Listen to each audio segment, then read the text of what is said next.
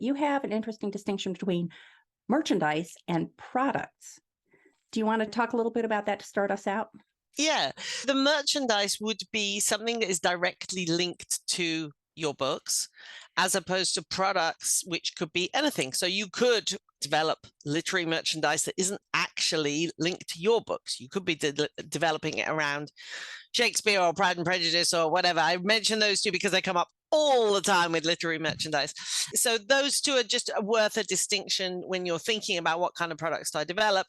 If you're developing from your own books, then they need to be linked strongly to those books so that they are, in a way, being recognized by the readers who presumably have come to love your characters and the themes and all of those sorts of things. And I originally wrote the book because I had come, as you say, from a background in business where I was developing new products all the time. And then I came to being an author and I thought, oh, there doesn't seem to be as much merch around as I expected.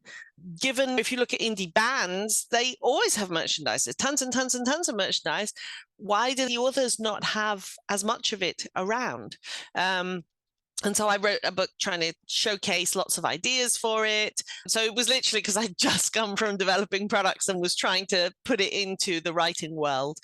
And I have to say, I think the whole hands-off thing is a really good way to start, because print-on-demand technology, I am so grateful for it every day of my life, and it works for the books. And therefore, if it works for the merchandise, why not? Because unless, as you say, if you've got a huge thing going on and you can afford to do the whole in-house production of it and afford also your time, that's one thing. But if you're just starting out, it's really a good idea to start with something that kind of does it all for you, and you just put the idea in, and then it goes off and offers all the production and the shipping and all of that done by someone else.